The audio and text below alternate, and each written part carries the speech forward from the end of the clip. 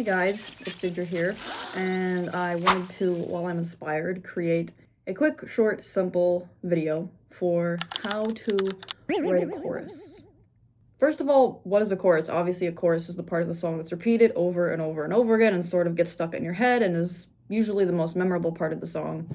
I feel like these days songwriting structures are not as, especially with pop music, like, the typical verse, pre-chorus, chorus, verse, pre-chorus, chorus, bridge, chorus, chorus.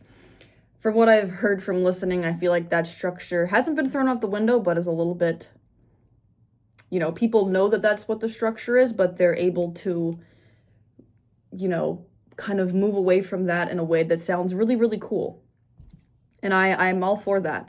So basically, these days, in my opinion, a chorus is just the most memorable part of the song and the part of the song that's usually repeated. So first I'll talk about the lyrics of what a chorus is, and then next I'll talk about the melody. Very briefly, I want to focus more on the lyrics today. So yesterday I was writing a song. I listened to a Charlie Puth interview, Those Who Believed in Us, something like that. It was a podcast. It was really inspiring, artist to artist.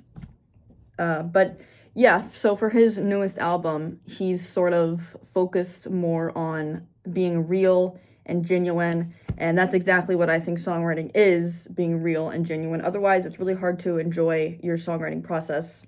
So last night, I was writing a song, and, this ties into the chorus because I had to choose the chorus. I was writing a song, and I haven't been writing a lot, partly because I haven't had anything really bad happening, and that's usually where I find my writing, that's where I find my inspiration, negative experiences, because negative experiences are more, they're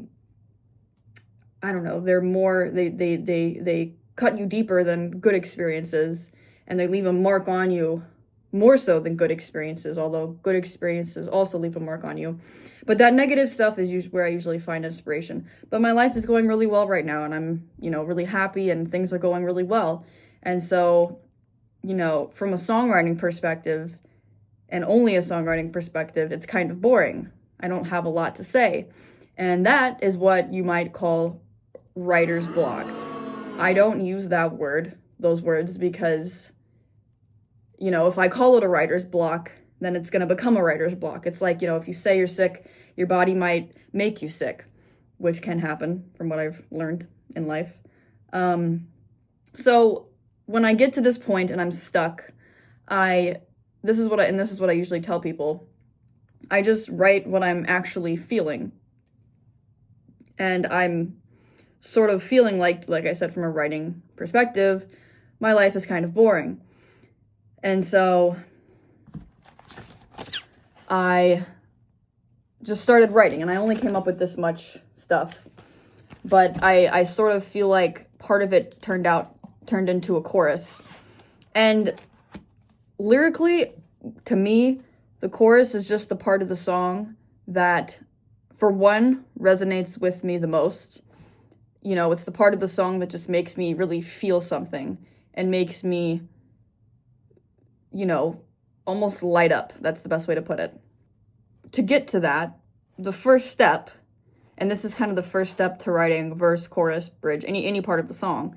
The first step is really to just fill up a page with words, and the words just need to be real. That's the biggest thing.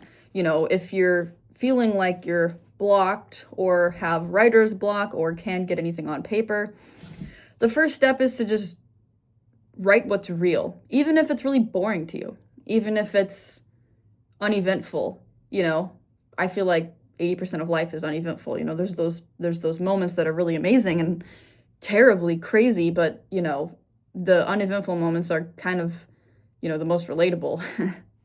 So somebody might even hear your lyrics that you think are really boring and say, wow, I actually really relate to that on a day-to-day basis. And in my opinion, as I've started to listen to more and more music these days, I didn't grow up listening to a lot of music, but as I've started to listen to more and more music, I've found that the songs that I like, as someone who's very into lyrics and words, The songs that I like are the ones that I find the most relatable, and I can say, wow, I really feel that as well. So when you're writing your lyrics and you're being real, maybe somebody else will feel the same way too. You never know, even if you don't like it that much. But I found that when you're real, eventually you do like it. Whereas if you write something that's fake, or if you write something, fake is such a strong word. If you write something that, you're trying to be something else or trying to write something cool, then in my opinion, you look back on it days, weeks, months later, and you're like, like, for one, I don't really feel that anymore because I never felt it in the first place. And for two, it just isn't really real. And people can tell. I've worked with producers who have worked with, A-list artists, really big artists, and they're also writers, and one of them said, listeners can really tell if somebody's being fake. It's just like a human sense. We can tell when something is fake. It's almost like AI. You look at a picture and you're just like, it's not real. I feel like people can do the same thing with lyrics. So the first step is being real. The second step is filling up a page or whatever, a document with something that's real. And then you look through it and you're like, this is the part that resonates with me the most. And that's your chorus. It's kind of as simple as that. So, usually it's 8 to 16 lines. Usually it's another thing I kind of look for is like, if you filled up a page and you get to this section of your writing and it just sort of stands out a little bit. That's another thing I look for is things that stand out and maybe sort of become like the, whoa, like, what? Like, what are they talking about? It just sort of like piques their interest. It's hard to verbalize, but it's just sort of the thing, like when you're reading your paper and you're just like, that's cool. It's really as simple as that. When you're writing and you're just wanting to get a song out of you and that's your main goal, it really all just depends on what resonates the most with you. So my chorus, and this also isn't done, which is the same thing every single artist says before they share something. My chorus is, it's kind of boring when everything is perfect, just want to lay down and enjoy it, melt into the grass, push away any difficulty. You can call me lazy, but I just want to enjoy it. And I also threw in an F word, which I don't really cuss when I write, but in the moment I was like, I like it when kids can listen to my music, so I don't usually include the curse words, but to me, that chorus just means everything in my life's going perfect. I don't really feel like I'm pushing myself as hard as everyone else. But this is the first time in my life that everything is going perfect. And it's the first time in my life I have any kind of stability. And you can call me lazy, but I just want to enjoy it. So that's the part of the lyrics that resonated with me the most. And yeah. It really just depends on what you want to be the chorus. And if you're indecisive and feel like you can't choose, then you can literally pick a random part of what you wrote.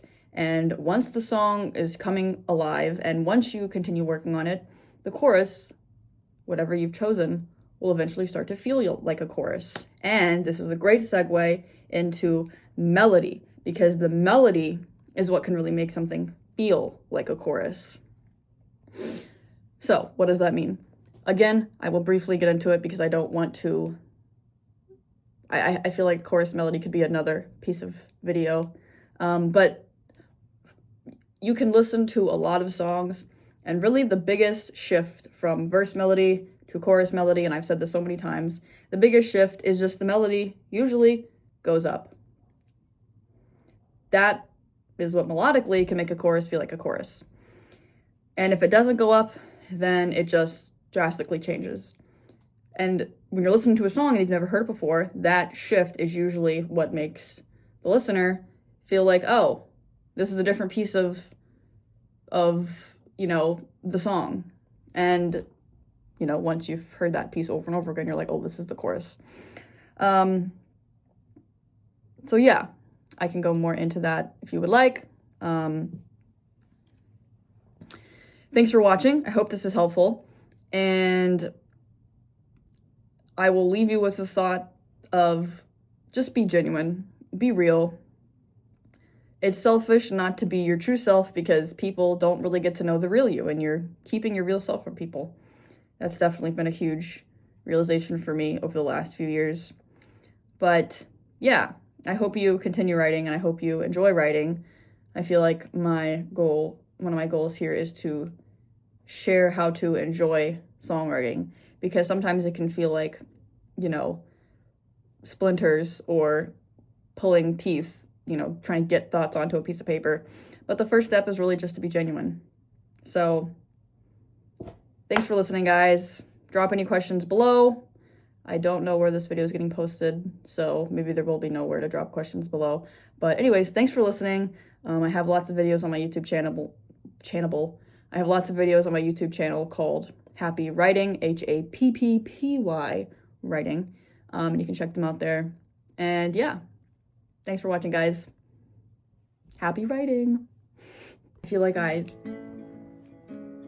usually try to look better for videos, but this is kind of the songwriting vibe. You're just in comfortable clothes with no makeup on, and that's why it's really fun writing songs.